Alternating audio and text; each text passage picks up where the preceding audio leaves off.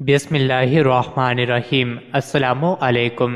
روزانہ واقعات سننے کے لیے اس چینل کو سبسکرائب کریں۔ بازار میں ایک کنیز عورت لونڈی فروخت ہو رہی تھی۔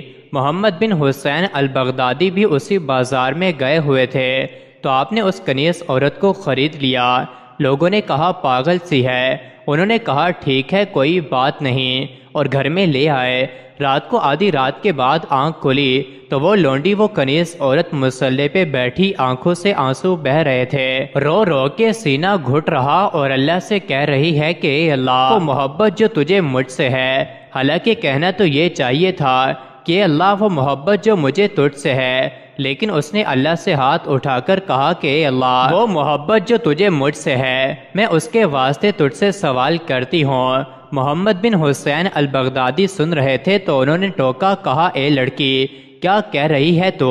یوں کہہ اے اللہ وہ محبت جو مجھے تجھ سے ہے۔ تو اس نے کہا چپ کرو، اگر اس کو مجھ سے محبت نہ ہوتی تو وہ آدھی رات کو مجھے یہاں نہ بٹھاتا اور تجھے وہاں نہ سلاتا۔ اس کو مجھ سے محبت ہے تو اس نے مجھے میری نیند سے اٹھا کر مسلح پہ کھڑا کر دیا۔ پھر کہنے لگی اے اللہ، اب تو تیری میری محبت کا راز فاش ہو گیا، لوگوں کو پتہ چل گیا کہ ہم محب و محبوب ہیں۔ اے اللہ اب مجھے اپنا وصال دے دے، مجھے اپنا ملاپ دے دے، اپنے پاس بلا لے۔ چیخ کی آواز آئی اور جان نکل گئی تو فرماتے ہیں مجھے بڑا غم ہوا۔ میں اٹھا اس کے کفن کا بندوبست کرنے کے لیے۔ جب میں کفن لے کے آیا تو دیکھا کفنی کفنائی پڑی ہوئی سبز کفن میں لپٹی اور اس کے اوپر نورانی الفاظ سے لکھا ہوا تھا کہ سن لو اللہ کے دوستوں کو، نہ دنیا میں غم ہے نہ آخرت میں خوف ہے۔ خالد بن عبدالعزیز کہتے ہیں کہ حافظ الحدیث حیوہ بنت شریف بہت ہی مفلوق الحال اور تنگ دست تھے اور خوف خداوندی سے دن رات رویا کرتے تھے۔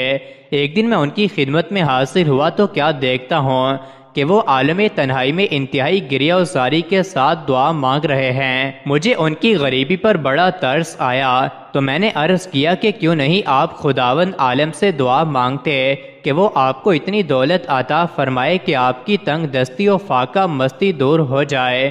یہ سنتے ہی حضرت حیوہ بن شری رحمت اللہ علیہ نے دائیں بائیں مڑ کر دیکھا اور زمین سے کچھ کنکریاں بن گئیں اور انہوں نے ان کو میری طرف پھینک کر فرمایا کہ اللہ تعالیٰ اپنے بندوں کی مصلحتوں کو خوب جانتا ہے۔